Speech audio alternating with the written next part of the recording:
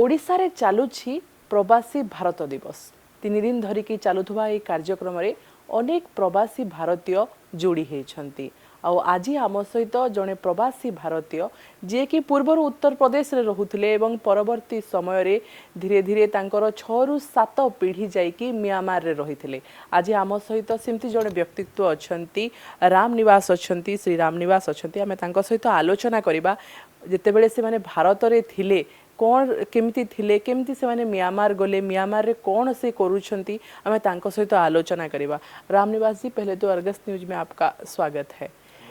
जैसे कि कुछ टाइम पहले मैं आपसे बात कर रही थी तो आप बताए कि आप लोग उत्तर प्रदेश से हैं और उत्तर प्रदेश से आप लोग चले गए हैं म्यांमार, लेकिन अभी भी आप जो संस्कृत भाषा में आप बच्चों को पढ़ाते हैं, आप पीएचडी करते हैं, रिसर्च वर्क करते हैं। और जैसे कि हम अगर उड़ीसा की बात करें, भारत की बात करें तो संस्कृत एक मुख्य लैंग्वेज है। यहाँ के भी लोग जो है वो पाठशाला में उसको पढ़ के आते हैं। ऐसा है कि बर्मा एक तो भारत का पड़ोसी देश है, इसी के कारण से भारत और बर्मा का संबंध बहुत प्राचीन काल से है। तो आना जाना व्यापार के दृष्टि से, धर्म के दृष्टि से, तीर्थ यात्रा के दृष्टि से आना जाना रहा है। बर्मा बौद्ध धर्म प्रधान देश है, तो वहाँ के लोग भी बौद्ध तीर्थ करने के लिए यहीं आते हैं। तो संबंध तो सदियों से है, लेकिन भाषा की जहाँ तक बात आई तो जैसे हम लोग के भारत में अलग अलग प्रांतों की अलग अलग भाषाएं हैं, वैसे ही वहाँ भी अलग अलग प्रांत हैं, उनकी भी अलग अलग भाषाएं हैं। लेकिन राष्ट्रीय भाषा के रूप में वहाँ जैसे यहाँ हिंदी है, वहाँ वैसे बर्मिश है। बर्मिश सबको कंपलसरी है और सबको आती भी है, बात भी होती है, करते भी हैं, पढ़ाई भी होती है। जहाँ तक भाषा वाली बात है तो संस्कृत भाषा एक बहुत श्रेष्ठ भाषा है और व्याकरण के दृष्टि से एकदम शुद्ध भाषा है। वो संस्कृत भाषा जो है एक धार्मिक दृष्टि से देखा जाए तो हिंदू के लिए संस्कृत, जिनके धर्म ग्रंथ आदि आदि सब ग्रंथ जितने हैं संस्कृत में रहे पहले। बौद्ध धर्म में जो मानने वाले हैं उनके लिए भगवान बुद्ध की जो शिक्षा है वो है पाली भाषा में। तो बौद्धों के लिए पाली भाषा मुख्य हो गई धार्मिक दृष्टि से। जैसे जैन लोग हैं, जैन धर्म के मानने वाले अपने भाई बहन लोग जो हैं। ये तो हो गया भाषा वाली बात, लेकिन आप बता सकते हैं आप कैसे उत्तर प्रदेश से म्यांमार गए? उस समय आप जानते हैं मतलब कैसे गए आपके? हाँ, तो भाषा वाली एक बार बात को हम क्लियर कर दें कि तो उसके अपनी भाषा है, लेकिन सबके जड़ जो है, मूल स्रोत जो है वो संस्कृत है। इसीलिए चाहे आप पाली पढ़िए, चाहे प्राकृत पढ़िए, चाहे और कोई भाषा पढ़िए, अगर आपके पास संस्कृत का ज्ञान है तो उस भाषा में कोई समस्या है तो उसका समाधान है। और संस्कृत का ज्ञान नहीं है और उन भाषाओं में कुछ कमियां रह गई, या कुछ कमियां तो मैं नहीं कहना चाहूँगा, कुछ जो मूल समस्या का समाधान नहीं मिलता है तो संस्कृत में आना पड़ता है। इसलिए संस्कृत एक आवश्यक विषय है अध्ययन के लिए। इसके कारण से अध्ययन वहाँ भी होते हैं, पाली के साथ साथ संस्कृत पढ़ते हैं लोग। विशेष करके अभी आजकल के दिनों में तो यूनिवर्सिटीज़ में तो है ही। और बर्मीज भाषा में भी बहुत सारे शब्द ऐसे हैं जो मूलतः संस्कृत के हैं, इसीलिए संस्कृत के प्रति श्रद्धा भी है लोगों को। एक ये मतलब भाषा के बारे में। अब रह गई बात कि जैसे प्राचीन काल से संबंध है तो इसका मतलब ये नहीं है कि वहाँ लोग नहीं होंगे, प्राचीन काल में भी लोग थे। लेकिन जैसे कालक्रम से बदलता है, स्थानांतरण होता है, तो लोगों के कुछ तो या तो मिक्स हो गए और या तो कुछ वापस आ गए।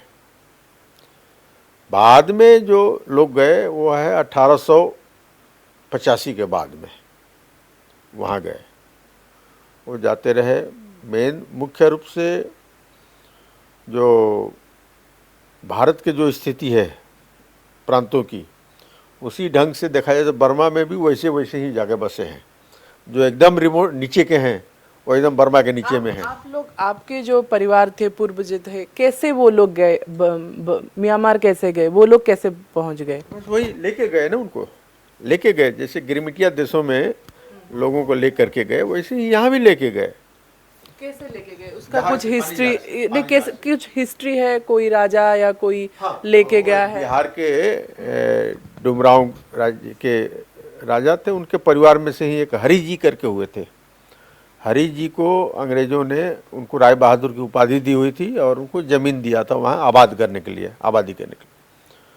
तो उन्होंने वहाँ गन्ना लगाना, गन्ने का मिल लगाना, चीनी मिल, शुगर फैक्ट्री, उसके लिए उन्होंने वो काम शुरू किया। तो उत्तर प्रदेश, बिहार के लोगों को लेकर के वो गए वहाँ, और जा कर के लोगों ने जंगल साफ़ किया, गन्ने लगाए, चीनी मिल चालू हुआ, और तब से लोग, बहुत से लोग आ भी गए और बहुत से लोग रह भी गए वहाँ। जाने का मुख्य हेतु यही है। बाकी दक्षिण भारत के लोग जो गए वो सब जहाज़ से गए और वहाँ जाके खेती करते रहे ऐसे। सर, अगर हम देखते हैं अब प्रवासी भारत, ये जो अभी दिवस चल रहा है, आप यहाँ पे पहली बार आए हैं या पिछले साल भी जब हुआ था तब भी आए थे? और उड़ीसा में लेकिन ये पहली बार हो रहा है? नहीं, ये कहीं भी दिल्ली छोड़ करके मेरे को ऐसा लगता है कहीं भी पहली बार ही होता है, दिल्ली के बाहर। और यहाँ उड़ीसा में पहली बार है। मैं भी पहली बार आया हूँ यहाँ। उड़ीसा भी आप पहली बार आए? नहीं, उड़ीसा में तो मैं 2-3 बार आ चुका हूँ अलग, लेकिन काफ़ी समय हो गया। तो पहले में आज से 25 साल पहले और आज के देखता हूँ तो उड़ीसा में भी बहुत बदल है, बहुत परिवर्तन हुआ है। तो मैं पहली बार आया हूँ यहाँ, और मैं इसलिए आया हूँ कि मुझे एक प्रवासी भारतीय सम्मान भारत सरकार ने, एक विदेश मंत्रालय ने सब शुरू किया है, उसमें से मेरा एक अवार्ड देने के लिए मुझे चयन किया गया है, मुझे बुलाया गया है, उसके लिए मैं आया हूँ। सर, आप म्यांमार में रहते हैं, वहाँ पे पढ़ाते हैं, वहाँ पे सोशल वर्क करते हैं, फिर भी आप इंडिया के अगर बात करते हैं, भारत की बात करते हैं, आपका लगाव हमें दिख रहा है। क्यों ये लगाव क्यों है इंडिया के प्रति, भारत के प्रति? ये लगाव क्यों है हिंदुस्तान के प्रति?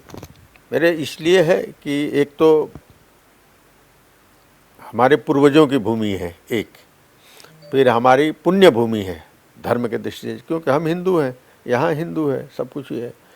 तो धर्म भूमि के कारण से लगाव है और पूर्वजों की भूमि होने के कारण से लगाव है।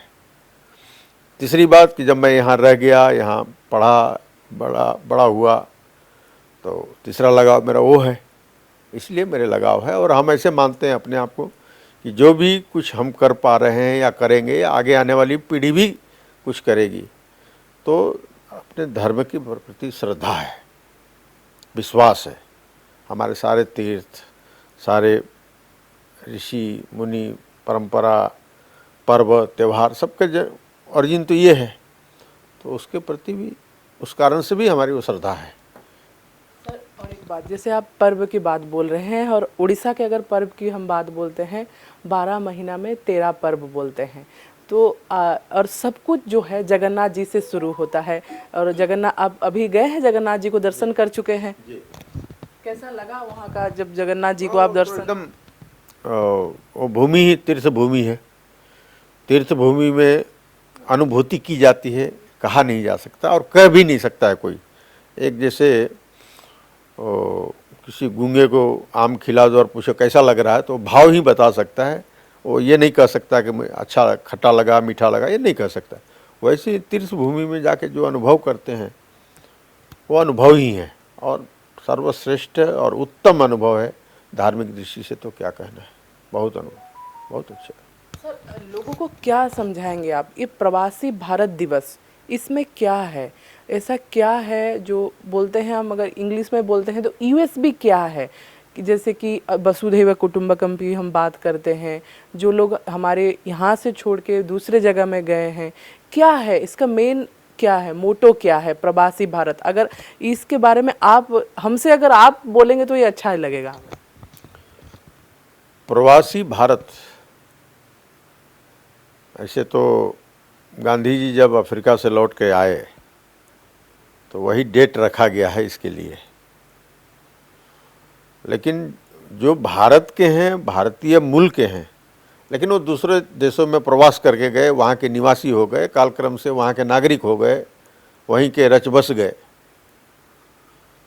ऐसे सभी जो बिखरे हुए हैं अलग अलग देशों में, अलग अलग क्षेत्रों में, उनको फिर से भारत के साथ जोड़ना, उनके जड़ों के साथ उनको जोड़ना, यही हेतु है, मुझे ऐसा लगता है।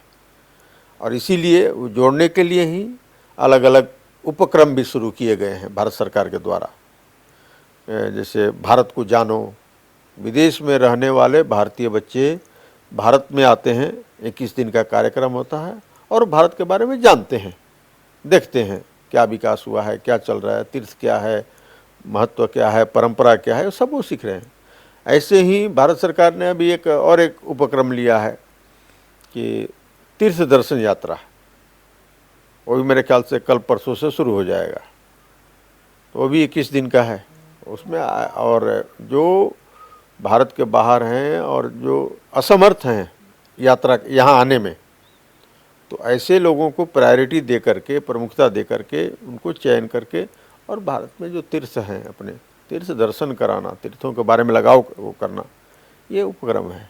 वैसे ही प्रवासी भारतीय जो है, जो भारतीय प्रवास मतलब दूसरे देशों में रह गए या इसी देश के नागरिक हैं और लेकिन दूसरे देशों में व्यापार के कारण से या शिक्षण के कारण से, पढ़ने पढ़ाने या शोध के कारण से पीढ़ियों से अब एक जनरेशन रही, अब बाकी नेक्स्ट जनरेशन भी उधर ही रहने लग गई।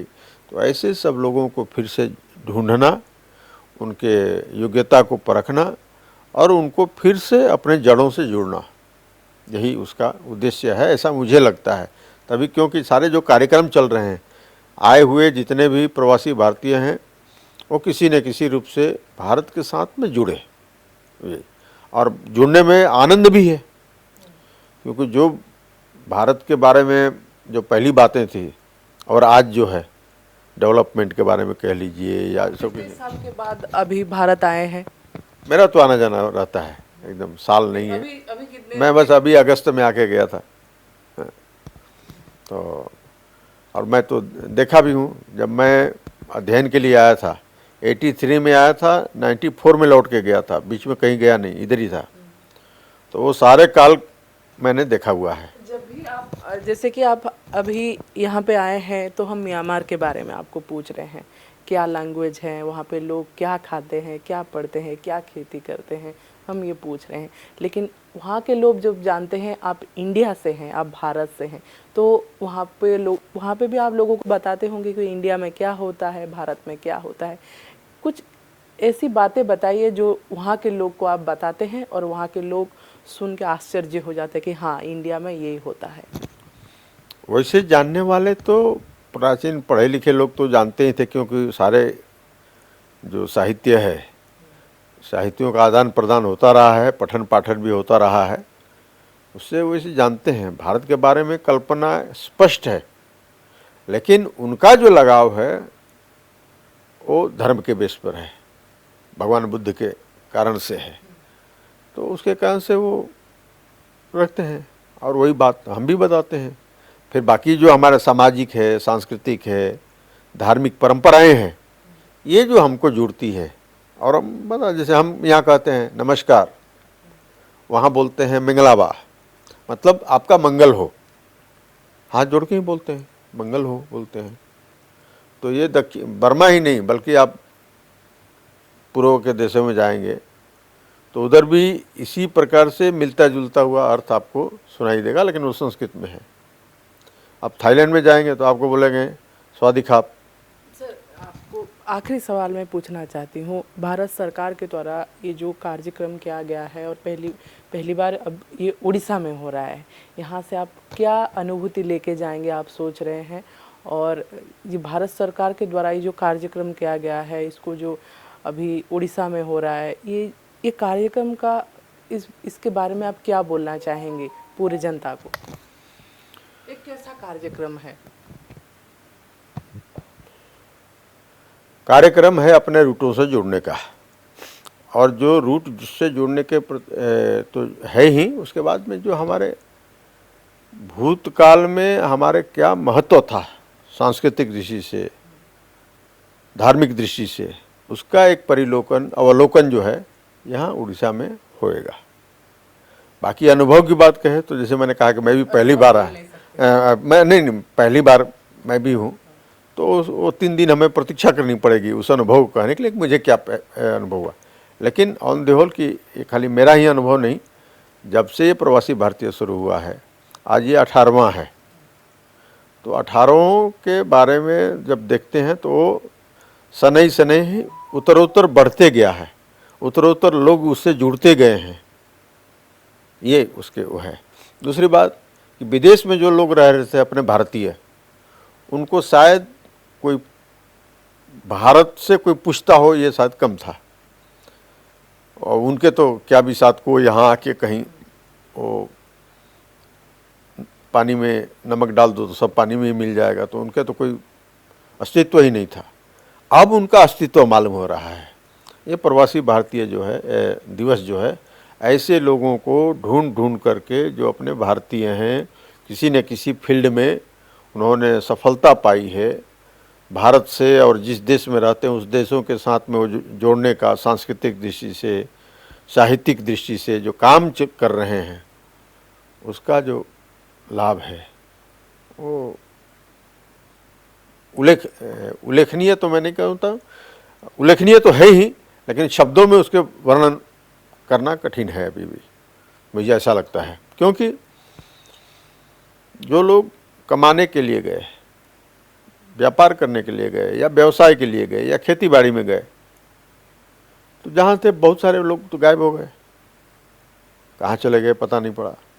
लेकिन जो अभी भी है, इतने पीढ़ियों से हैं, 3 पीढ़ी, 4 पीढ़ी, 5 पीढ़ी, या रिसेंट गए, लेकिन अपने धर्म पर, अपनी संस्कृति पर, अपने परंपरा पर उनको गर्व है, अभिमान है, और उस चीज़ को अभिमान पूर्वक वो पालन करते हैं, व्यवहार करते हैं, और उसको और बल देने के लिए प्रवासी भारतीय दिवस जो है उसके लिए। निहाती भाव शुणुले जड़े प्रवासी भारतीयों मुहरु भारतर कथा, से किभली भाव भारत सहित जोड़ी होती, आउ भारत सरकार द्वारा ये जो कार्यक्रम टी करा जाउची प्रवासी भारत दिवस, इथिरे किभली भाव प्रवासी भारतीय माने जोड़ी होउछंती, एवं ए कार्यक्रम केवल जे आदरणीय हो पारिनी लोकों पाखरे अतुलनीय होइकी रहिछि, काहेकि ना अनेक जो माने एठू भारत रु चली जाइछंती, से माने ओडिशा को आसुचंती, वर्तमान राज्य को फेरुचंती, किए देश को फेरुचंती, तो तांको भितरे से स्नेह से भल पाइबा मध्य भारत प्रति